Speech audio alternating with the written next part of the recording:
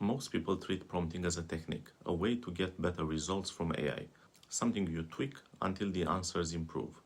That framing sounds practical, but it misses the point. The quality of the output is not just about the tool.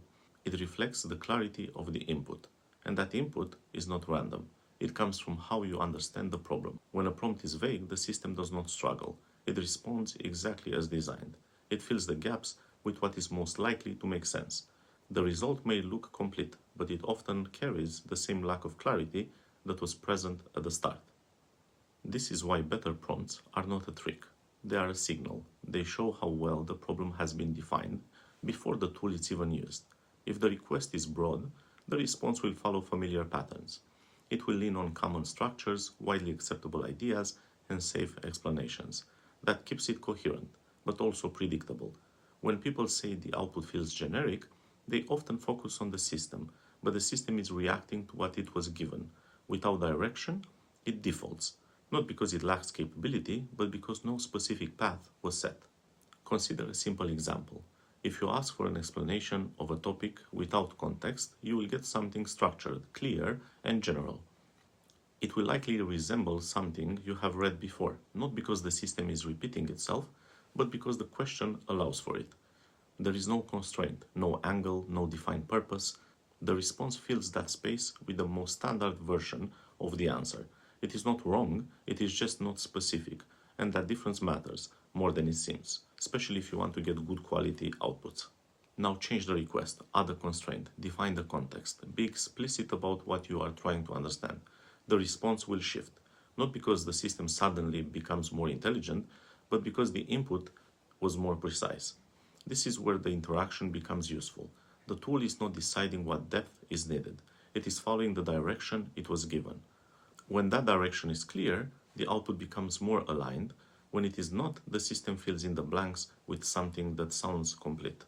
This is the part that is often overlooked. Prompting is not about controlling the system. It is about clarifying intent.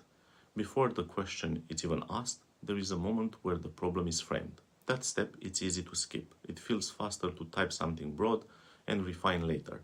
But the initial framing shapes everything that follows. If the thinking is unclear, the output will reflect that, usually in a more polished form, which makes it harder to notice. There is also a pattern at work here. People expect the system to improve vague input, to take something incomplete and turn it into something precise. Sometimes it can approximate that. The distinction is subtle. A sufficient answer reads well. A useful answer holds up when examined. The difference depends less on the system and more on how the question was formed. And this connects to a broader idea. Writing forces clarity. When you try to express something in words, gaps become visible. Assumptions surface. Structure matters. Prompting works in the same way. It is not a shortcut around thinking, it is part of the thinking process. The act of shaping a prompt, it's an act of defining what matters in relation to your problem. If that step is rushed, the result reflects it. Not because the system failed, but because the process was incomplete. There is also a tendency to treat prompts as isolated inputs, something you send once and wait for a result. But the interaction does not have to work that way. When treated as a dialogue, the system becomes more useful. You can question the output, ask for clarification, refine the direction. Each step sharpens the result. But that only happens if the output is not treated as final. The moment it is accepted without examination, the process, of course, stops. Friction plays an important role here. Questioning a response, asking for justification, or pointing out gaps can feel unnecessary when the answer already sounds complete. But that friction is not a problem. It is part of how better outcomes are reached. Smooth answers can hide weak reasoning. They reduce the incentive to look deeper. When everything reads well, it is easy to assume everything holds. That assumption is where quality starts to decline. This is why generic prompts lead to generic thinking. Not because the system is limited, but because the request does not demand anything more. If the question stays at the surface, the answer will stay there as well. The system follows patterns that are most common in its training. That keeps responses coherent, of course, but also safe. Sometimes you don't want them to be safe. Maybe you want to explore additional angles. Without a clear signal to go deeper, it has no reason to move beyond that baseline. At this point, it becomes quite clear that prompting is less about technique and more about discipline. It requires slowing down just enough to define what you are actually asking. What is the goal of the response? What level of detail is needed? What constraints matter? These are not advanced methods, they are basic questions, but they are often skipped because the tool feels fast and responsive. Speed can indeed give the impression that precision is optional. It is not. There is also a shift in responsibility here. The system does not decide what is important. It does not choose which trade-offs matter. Those decisions are embedded in the prompt. When that input is weak, the output reflects the general assumptions. When it is strong, the output becomes more aligned with the task at hand. This is not about making the system smarter. It is about making the interaction more deliberate. Over time, this has an effect on how people work. If prompts remain vague, the interaction stays shallow. The tool becomes a way to generate quick answers, not necessarily to explore ideas better. But when prompts are treated as part of the thinking process, something changes.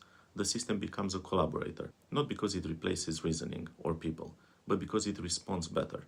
The quality of that collaboration depends on how much effort is placed into defining the problem. There is also a practical implication here. Better prompts do not come from memorizing structures or following fixed templates. They come from understanding what you need. That requires engagement. It means asking yourself, first of all, what is unclear, what needs to be tested, what would make the response useful. Without that step, the system cannot compensate. It will still produce something coherent, but coherence alone is not enough in most cases. This also explains why some outputs feel flat. When the prompt lacks specificity, the system follows the safest route. It avoids unnecessary assumptions. It stays within widely acceptable patterns, and the result is stable but not distinctive. That is not a limitation in capability. It is a reflection of the request.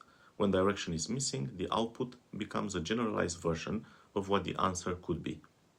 The opposite, of course, is also true. When the prompt carries clear intent, the response becomes more tailored. It aligns with the constraints provided. It addresses the specific angle that was defined. That does not guarantee correctness, but it improves relevance.